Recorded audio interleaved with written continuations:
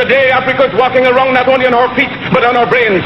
You can enslave what was done for 300 years, the bodies of men. You can shackle the hands of men. You can shackle the feet of men. You can imprison the bodies of men, but you cannot shackle or imprison the minds of men. The father dug a grave. But this grave wasn't for a dead person, but for someone alive and breathing. He calls his young son over and tells him to step inside, and as the boy obeys out of his loyalty, the father removes the ladder, leaving him trapped in a deep, dark pit. No way out, no escape for the young male. He began to cry for help, but the father stood firm. "Find your own way up," he says. The boy panics. He screams, he struggles, but the father does not move. Time passes.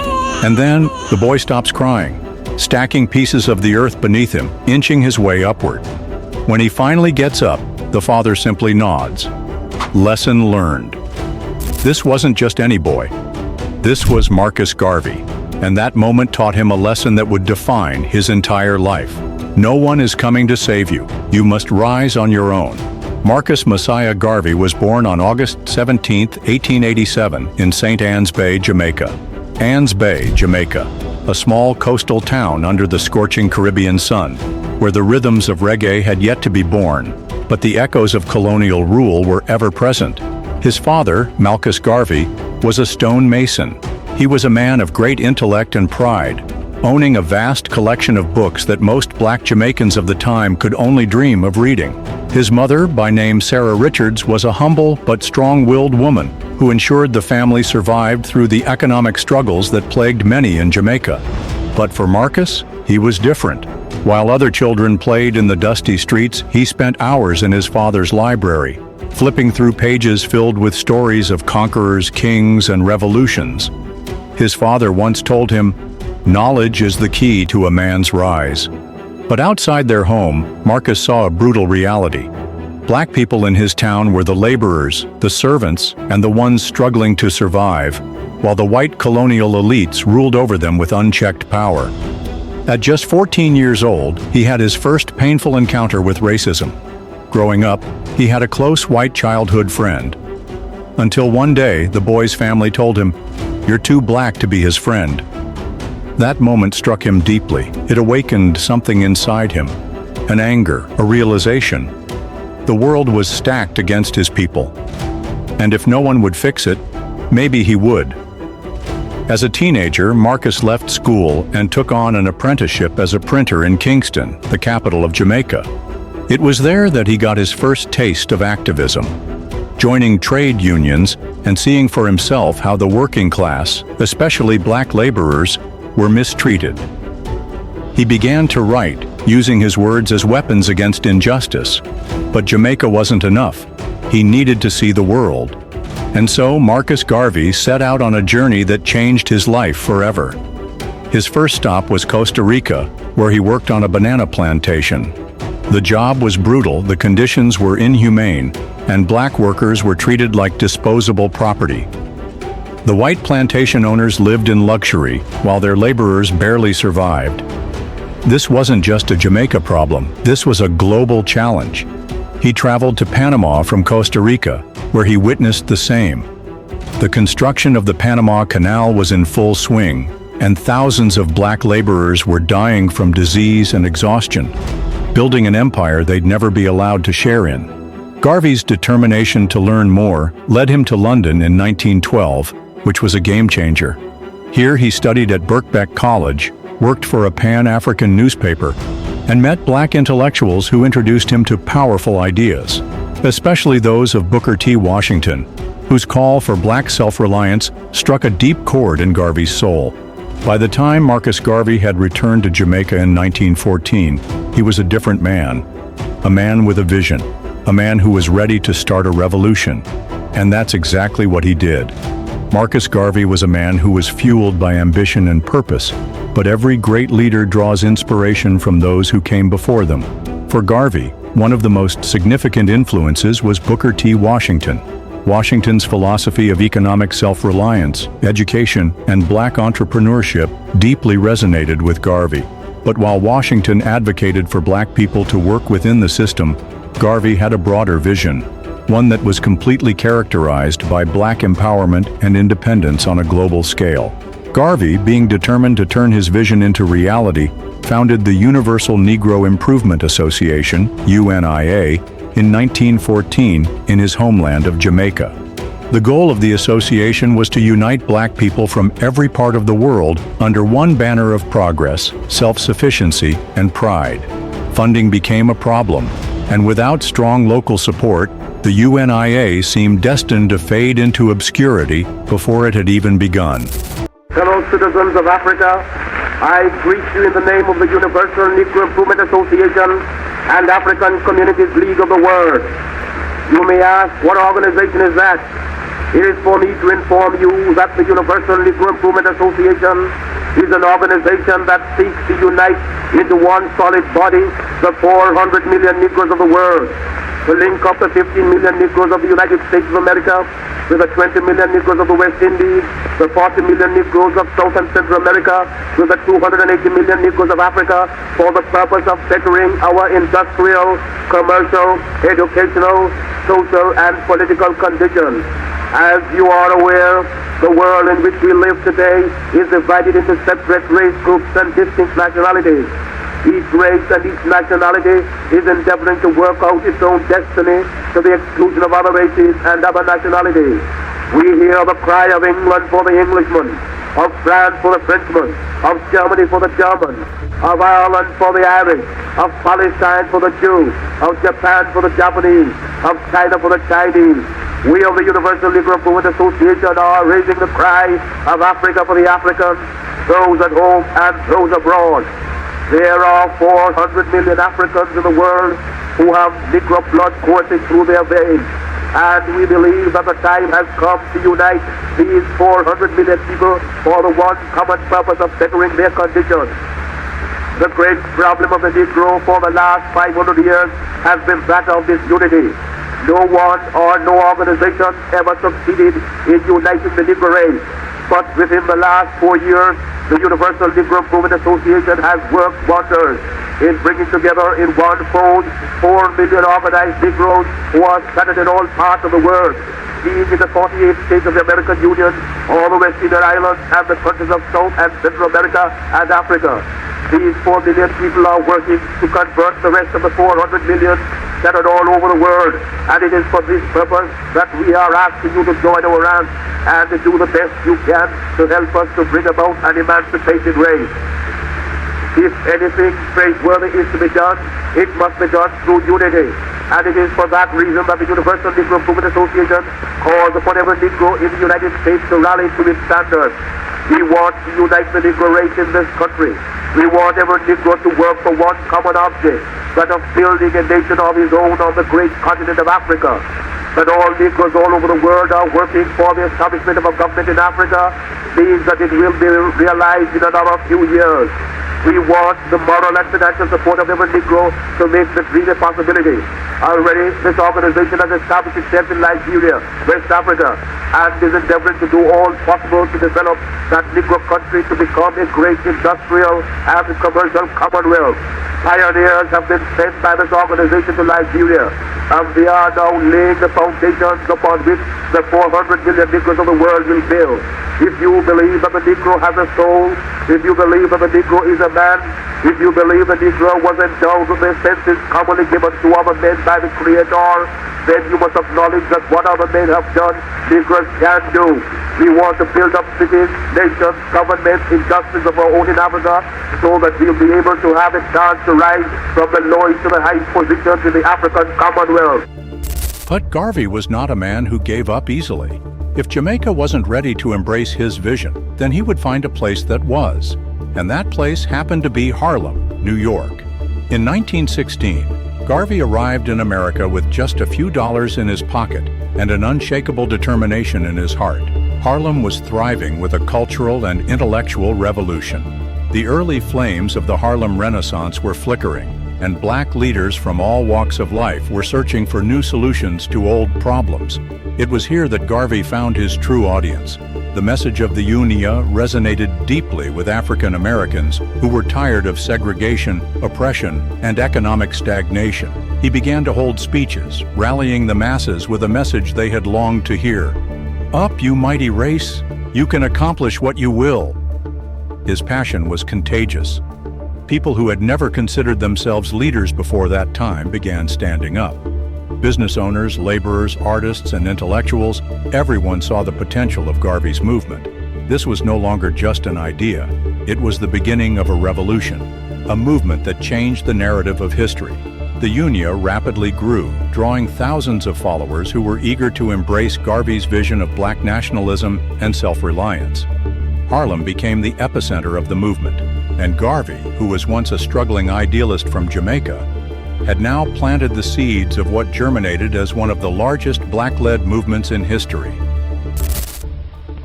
Did not suffer and die to give me an education to slight, oppress, or discourage my people. Because whatsoever education I acquired out of their sacrifice of over 300 years, I shall use for the salvation of the 400 million black people of the world. And the day when I forsake my people, may God Almighty say there shall be no more life for you.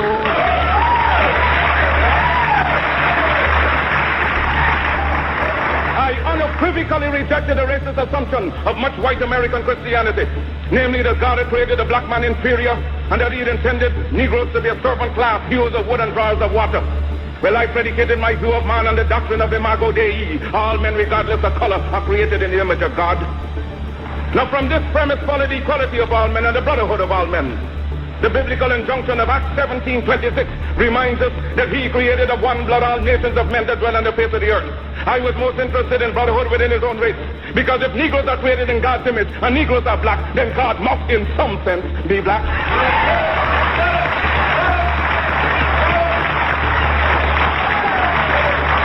If the white man has the idea of a white God, let him worship his God as he desires.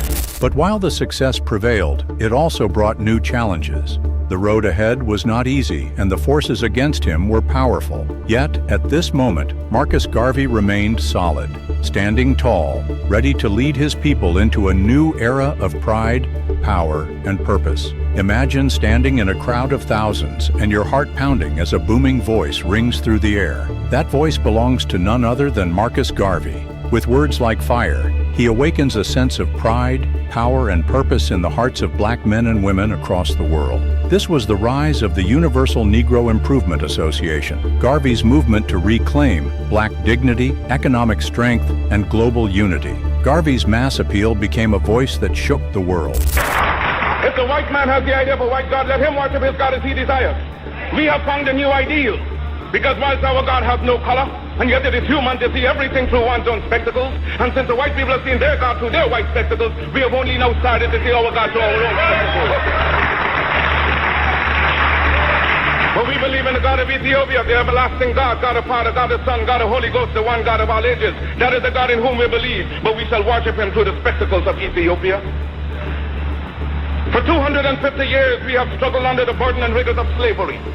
We were maimed, we were brutalized, we were ravaged in every way. We are men. We have hopes, we have passions, we have feelings, we have desires just like any other race. The cry is raised all over the world of Canada for the Canadians, of America for the Americans, of England for the English, of France for the French, of Germany for the Germans. Do you think it unreasonable that we, the blacks of the world, should raise the cry of Africa for the Africans?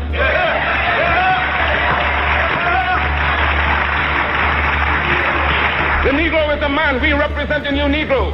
His back is not yet against the wall. We do not want his back against the wall because that would be a peculiar and desperate position. We do not want him there. It is because of this that we are asking for fair compromise.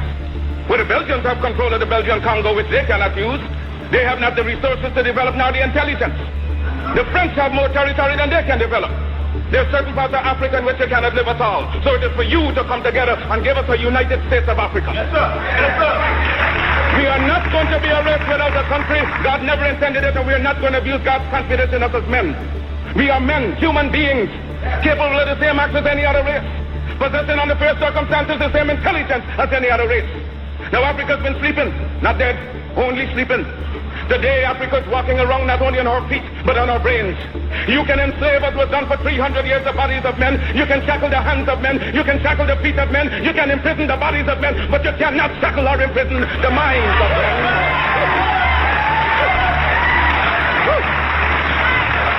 Garvey was not an ordinary speaker. He was a force of nature. His deep, commanding voice and powerful rhetoric could transform hopelessness into action. When he spoke, people didn't just listen.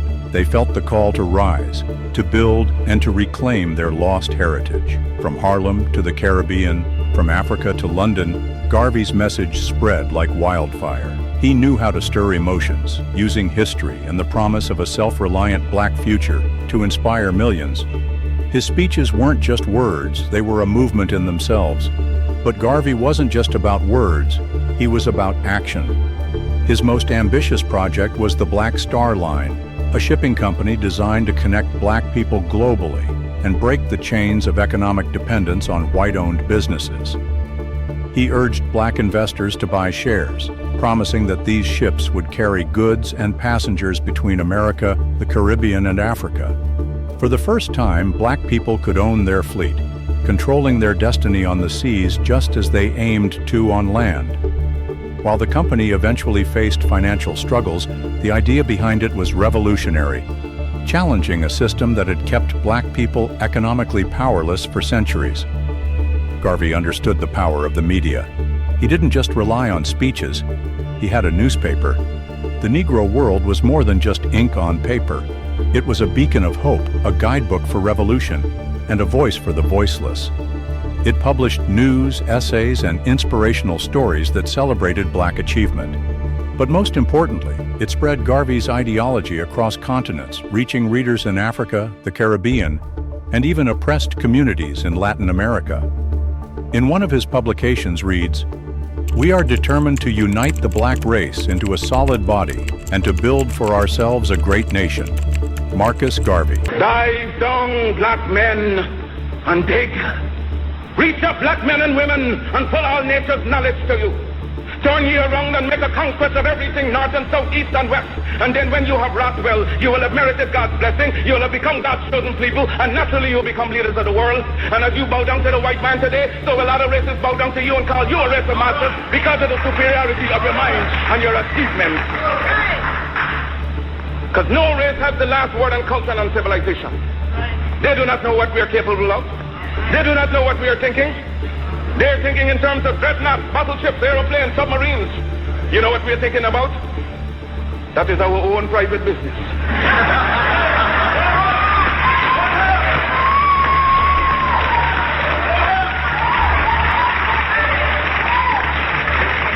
So give us credit for being able to use our minds. And with people becoming conscious of themselves, determined to use their minds, you do not know to what extent they can go. Liberate the minds of men, and ultimately you will liberate the bodies of men. We love the white race, not for social fellowship, but for the common brotherhood of God intended we should live. What satisfaction can anyone get in being happy and see his brother wallowing in filth, dirt, and disease? How can you be happy living in luxury and your brother's living in disease? And then when you try to help the one out of the disease, the subtle culprit talks about disloyalty. Black men of Carthage, black men of Ethiopia, of Timbuktu, of Alexandria gave the light of civilization to this world. Ethiopia shall stretch forth her hands unto God, and princes shall come out of Egypt. Because classes, nations, races have been quite quiet for over 4 centuries. Who was merely born of abuse, insult, humiliation, whose forbearance can only be compared to the prophet Job, has likewise lifted his bowed head and raised it up to God's skies and cried out, I am a man, and demand a man's chance and a man's treatment in this world. But I shall teach the black man to see beauty in his own kind and stop bleaching his skin and otherwise looking like what he's not.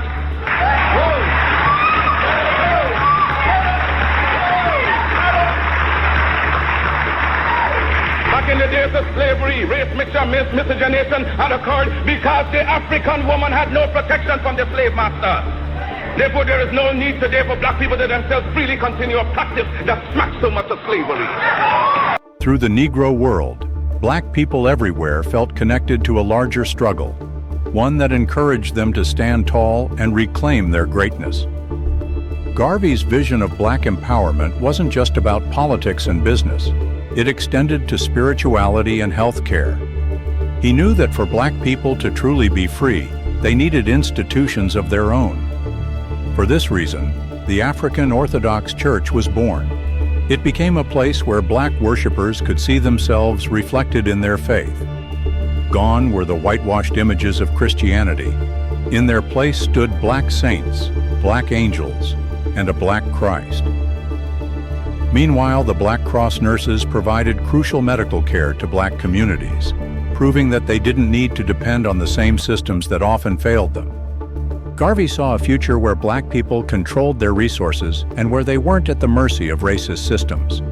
His dream was nothing short of a global black empire, self-sufficient, proud, and unbreakable. Marcus Garvey's movement was more than just an organization, but a revolution. Though the Black Star Line struggled, though he faced opposition, his ideas planted the seeds of black nationalism that still inspire movements today. His legacy is undeniable. His impact is eternal. As Marcus Garvey's influence expanded, the forces against him also multiplied. White authorities perceived his movement as a growing threat to the racial status quo. And surprisingly, some black leaders, including W.E.B. Du Bois, opposed him as well. The battle between Garvey and the system was not just about ideology. It was a full-fledged war of power, surveillance, and sabotage. From the moment Garvey's Universal Negro Improvement Association, UNIA, started gaining traction, the U.S. government saw it as a serious problem. His call for black self-reliance, economic independence, and a return to Africa was revolutionary. To white officials, it was dangerous. Our president said that the race problem will be solved through higher education, through better education, and black and white will come together. That day will never happen until Africa is redeemed. Because if those who like W.E.B. Du Bois believe that the race problem will be solved in America through higher education, they will walk between now and eternity and never see the problem solved.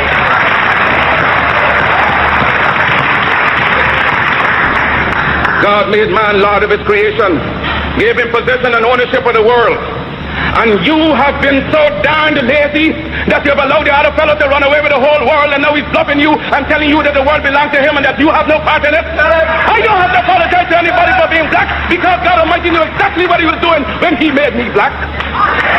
If black people knew their glorious past, then they would be more inclined to respect themselves. Yes, you heard of Johnny Walker Red and black. Well, he had his adversities, but he's still going strong. Well, I intend with your help and God's grace to continue, because my work has only just begun. And future generations shall have in their hands the guide by which they shall know the sins of the 20th century. I know, and I know you too believe in time, but we shall wait patiently for 200 years if need be to face our enemies through our posterity. When my enemies are satisfied, in life I shall come back, or in death even to serve you as I served before.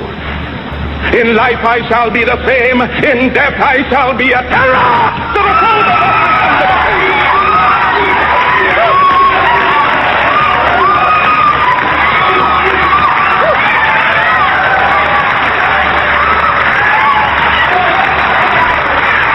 One of Garvey's most relentless enemies was none other than J. Edgar Hoover. As a young and ambitious agent, Hoover made Garvey his first major target. He labeled him a notorious Negro agitator and feared that Garvey's movement could inspire mass uprisings. Under Hoover's orders, the Bureau of Investigation, which later became the FBI, started closely monitoring Garvey. They infiltrated the UNIA with black informants, tracking his speeches, meetings, and financial dealings. Hoover was determined to bring Garvey down, but finding a legitimate reason to arrest him was difficult. So they created one. If death has power, then count on me to be the real Marcus Garvey I would like to be. If I may come in an earthquake or a plague or a pestilence, or as God would have me, then be assured that I shall never desert you and make your enemies triumph over you. Will I not go to hell a million times for you? If I die in Atlanta, my work will only just then begin. For I shall live in the physical or the spiritual to see the day of Africa's glory. When I am dead, wrap the mantle of the red, the black and the green around me, for in the new life I shall rise up with God's grace and blessings to lead the millions of the heights and the triumph that you well know. Look for me in a whirlwind or a storm, look for me all around you, for with God's grace I shall come back with countless millions of black men and women who have died in America, those who have died in the West Indies, and those who have died in Africa, to aid you in the fight for liberty, freedom, and life.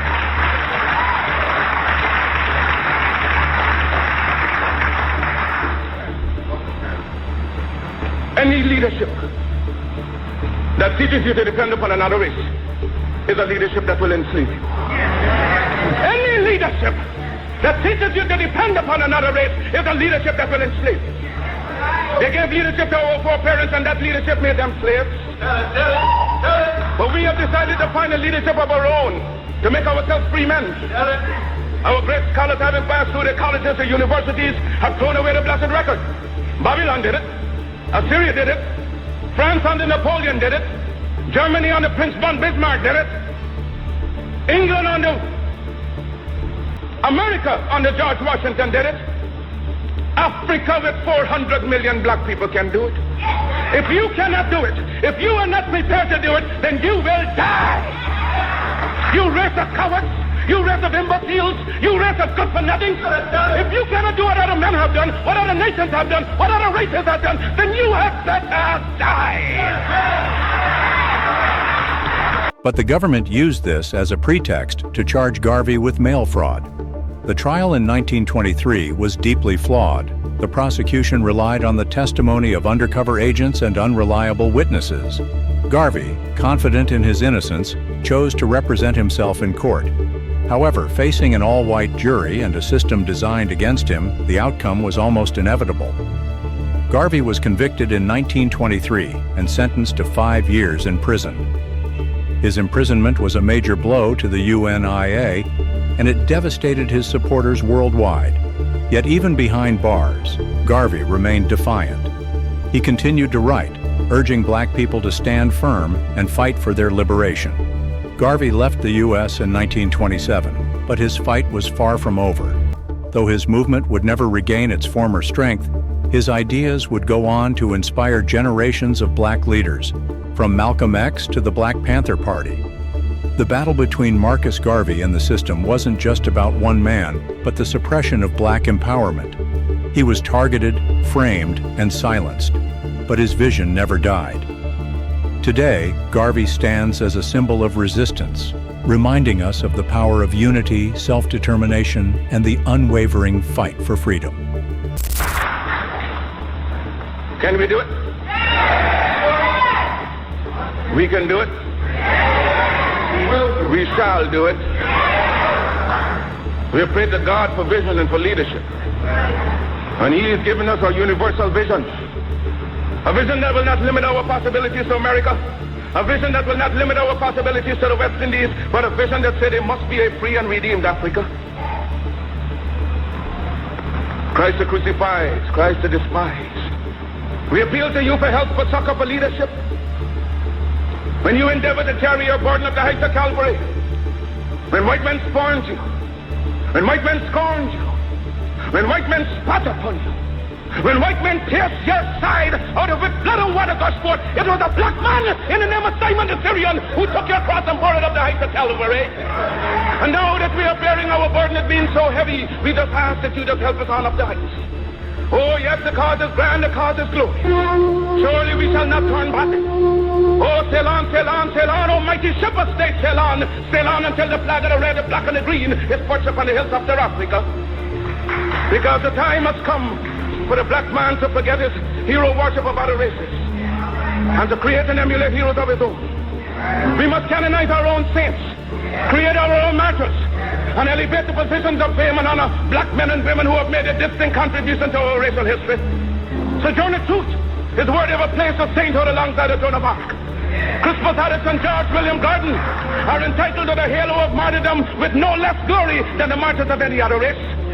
Toussaint Louverture's brilliancy as a soldier or a statesman outshone that of any other people. Hence he's entitled to the highest place as a hero among men. Because Africa's created millions and countless millions of black men and women in war and peace, whose luster and bravery outshone that of any other people. So why not see good and perfection in ourselves? We must inspire our literature. and promulgate a doctrine of our own without any apologies to the powers that be. That's right, it's ours and God. The mighty rise of Marcus Garvey shook the world. But as history has shown, every great movement faces its trials. And for Garvey, the walls were closing in. Let sentiments and cross opinions go to the winds. We are entitled to our own opinion and are not obligated to or bound by the opinions of others. If others laugh at you, return the laughter to them. If they mimic you, return the compliment with equal force. Because they have no more right to dishonor, discredit you in manhood than you have in dealing with them. Honor them when they honor you. Disrespect and disregard them when they vilely treat you. Their arrogance is but skin deep, an assumption that has no foundation in morals or in law. They have sprung from the same family tree of obscurity as we have. Their history is as rude in its primitiveness as ours.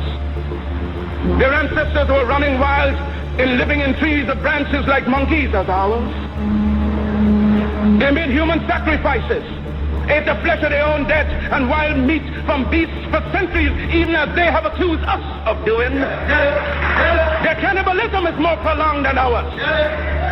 When we were embracing the banks of the Nile, they were still drinking blood out of the skulls of their conquered dead. After our civilization had reached the noonday of progress, they were still living in holes with bats, rats, and other insects and animals. After we had already unfathomed the mystery of the stars and reduced the heavenly constellation to minute and regular calculus, there were still backwoodsmen living in ignorance and in blatant darkness.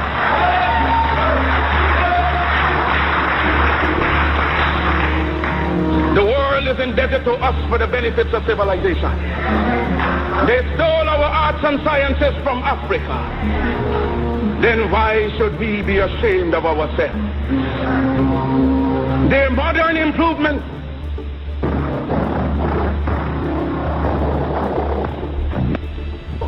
to be reflected and resurrected by our generation and our posterity. Why should we be discouraged if somebody laughs at us today? Who's to tell what tomorrow will bring forth? Did they not laugh at Christ, Moses, Muhammad? Was there not a Carthage, Greece, and Rome?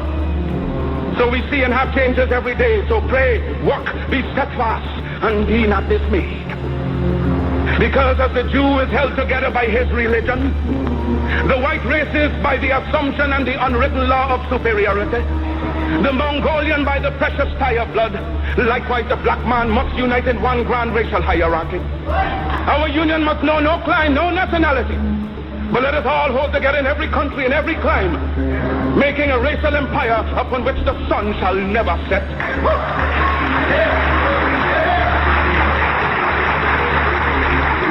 Let no voice but your own speak to you from the depths. Let no influence but your own rouse you in time of peace and... In 1927, President Calvin Coolidge commuted Garvey's sentence. But freedom came at a price. Instead of walking out as a free man on American soil, they decided to deport Garvey to his birthplace, Jamaica, a tactical move by the U.S. government. Their motive was to leave the movement without a leader in America and cause a crushing blow to the UNIA. Garvey's message of black pride and self-determination deeply influenced Malcolm X, whose father was a devoted follower of Garvey.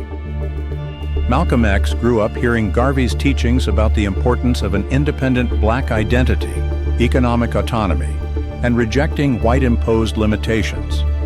These principles became central to Malcolm's philosophy and his role in the Nation of Islam. The Nation of Islam itself, under Elijah Muhammad, mirrored many of Garvey's beliefs, especially in promoting black-owned businesses, self-sufficiency, and community upliftment. Garvey's call for African descendants to take control of their destinies laid the groundwork for the nation's vision of black empowerment. Though he was vilified during his lifetime, history has been kinder to Marcus Garvey. In 1964, Jamaica honored him as its first national hero, recognizing his unwavering fight for black dignity. His contributions were also acknowledged in the U.S., where efforts to secure a posthumous pardon gained momentum. Though no full pardon has been granted, his wrongful conviction for mail fraud remains a stain on the American justice system's history of targeting black leaders. Even today, Garvey's teachings remain relevant. His famous quote, "Up, you mighty race, accomplish what you will," still resonates with those who are fighting for racial equality, economic justice, and global Black unity. The modern push for financial literacy, entrepreneurship, and the recognition of African heritage in the diaspora all trace back to his vision of self-sufficiency and empowerment. Let no one inoculate you with evil doctrines to suit his own convenience. Charity begins at home. So first to thyself be true, and thou canst not then be false to no man. Because God and nature first made us what we are. And out of our own creative genius, we make ourselves what we want to be. Follow always that great law. Let God and the sky be our limit and eternity our measurement. There is no height to which you cannot climb without the active intelligence of your own mind. Mind creates, and as much as we desire in nature, we can have through the creation of our own mind. And today, being scientifically the weaker race, you shall treat others only as they treat you. But in your homes and everywhere possible, you must teach the higher development of science to your children. And make sure that we have a race of scientists par excellence. For in religion and science lies our only hope to withstand the evil designs of modern materialism.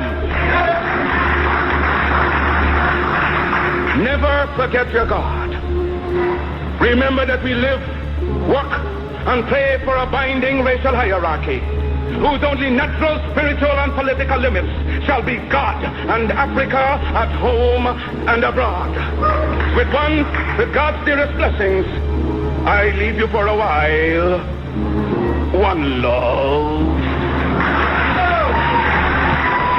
Brothers and sisters, Marcus, Mosiah, Garvey. Garvey wasn't just a man. He was a movement, a mindset, a revolution. His dream of a proud, independent Black people remains alive, fueling today's activism and inspiring new generations to take ownership of their destinies. His legacy is not just history, it's a blueprint for the future. Marcus Garvey's words still echo through time. Up, you mighty race, accomplish what you will. These powerful words are more than just a rallying cry from the past. They are a challenge for the present and the future. Garvey's vision continues to inspire, urging us to rise and take control of our destiny. But the question remains, will we? While you reflect on his legacy, ask yourself how you can contribute to the upliftment of our people. Leave a comment, share your thoughts, and pass this message forward. Let's keep Garvey's fire burning bright, because his revolution never ended.